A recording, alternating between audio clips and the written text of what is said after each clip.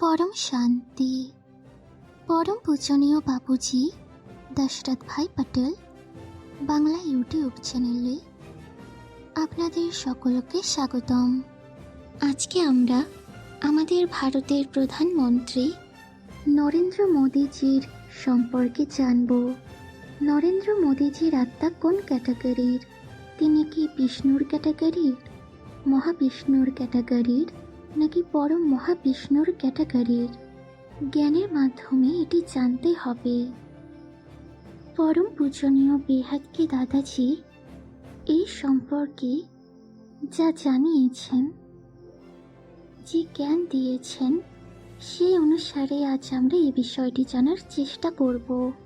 হিন্দু শাস্ত্রে বলা হয়েছে, যদা যদা হি ধর্মস্য গ্লানির্ভবতি ভারত অভ্যুত্থানমধর্মস্য তদাত্মানম সৃজাম্যহম। তো যখন যখন ধর্মগ্লানি হয় তখন তখন আমি অবতার নিই। তো পৃথিবীতে দেখা যাচ্ছে অনেক ধর্মমঠ পন্থ সম্প্রদায়ে একে অপরের সাথে ধর্মের নামে অধর্ম হচ্ছে। তো অবশ্যই কোথাও না কোথাও থেকে বিষ্ণুর কাজ হলো, কারণ ব্রহ্মাণ্ডে ব্রহ্মা দ্বারা সর্জন, বিষ্ণু দ্বারা পালনা, আর শঙ্কর দ্বারা বিনাশ হয়। প্রত্যেক ব্রহ্মাণ্ডে এমন অনন্ত কোটি ব্রহ্মাণ্ড রয়েছে। তো অনন্ত কোটি ব্রহ্মাণ্ডে এই কার্য হচ্ছে। তো বিষ্ণুর অবতার হয়, ব্রহ্মাণ্ডগুলোতে বিষ্ণুর অবতার হয়।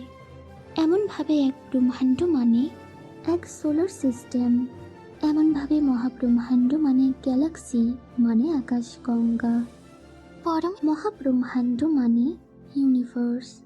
তো অনেক ধর্মমঠ পন্থ সম্প্রদায়ের আত্মারা পৃথিবীতে দূর দূর থেকে বাবুজি এক ভিডিওতে আপডেট বানিয়েছেন যে অনেক ধর্মমঠ পন্থ সম্প্রদায় কোথায় থেকে এসেছে, এর উপরে পুরো ভিডিও রয়েছে।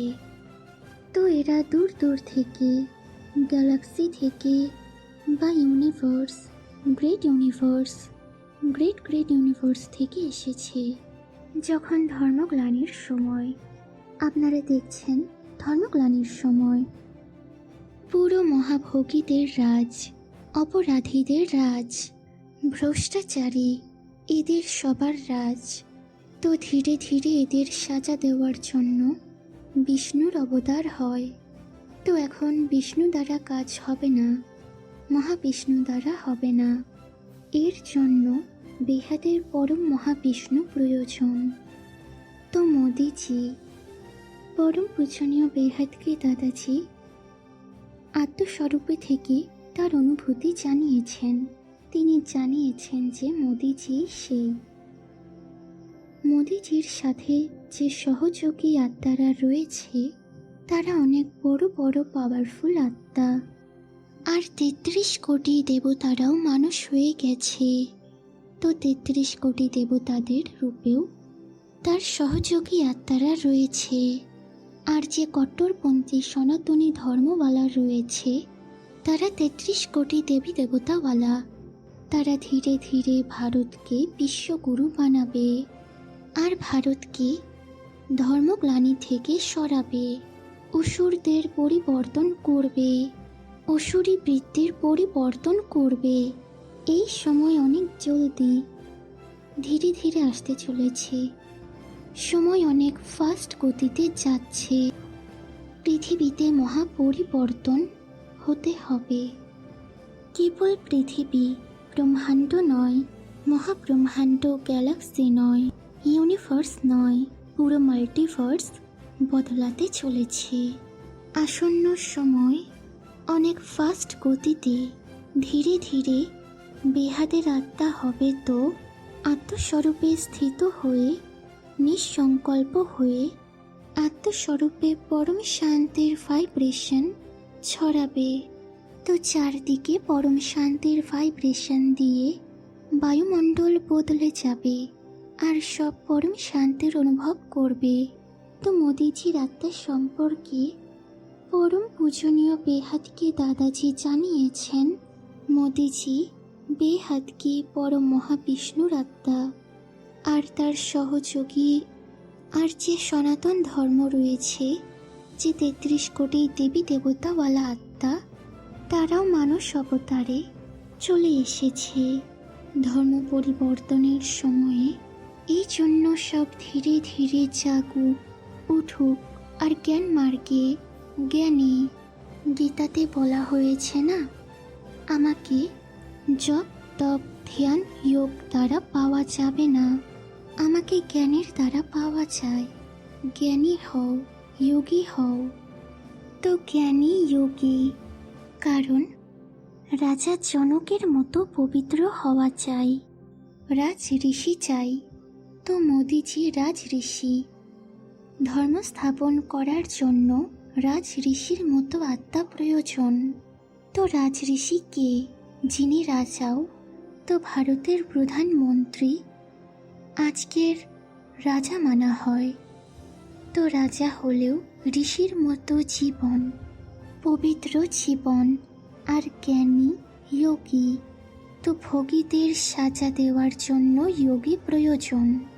এই জন্য জ্ঞানী আর যোগীদের দ্বারা অনেক জলদি বিশ্ব পরিবর্তন হতে চলেছে, অনেক জলদি।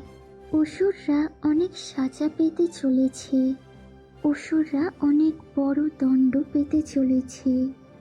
আর সব ধীরে ধীরে সাজা পেয়ে পবিত্র হবে বা জ্ঞান যোগ দ্বারা পবিত্র হবে। বেহাদের পরম মহাজ্ঞানী যোগী হোক। তো আত্মা ধীরে ধীরে নিজের বিকর্ম বিনাশ করবে। গীতাতে বলা হয়েছে, তুমি আত্মস্বরূপ হও, আমাকে পরমাত্মাকে স্মরণ করো, আমি তোমার সকল পাপের বিনাশ করে দেব আর অন্তে পরম ধামে নিয়ে যাব। তো সকলে জ্ঞানী হও, যোগী হও, পরম শান্তি।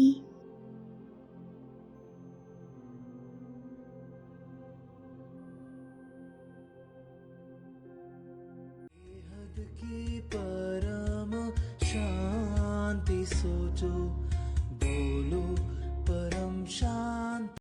Join us daily for our morning live meditation, Monday to Saturday, 5:30 to 6:30 a.m. Join us daily for live meditation, 10 p.m. to 11 p.m. on YouTube Live. Subscribe now. Website www.paramshanti.org. Email us anand@paramshanti.org. Like, share, subscribe. Join today. बेहद की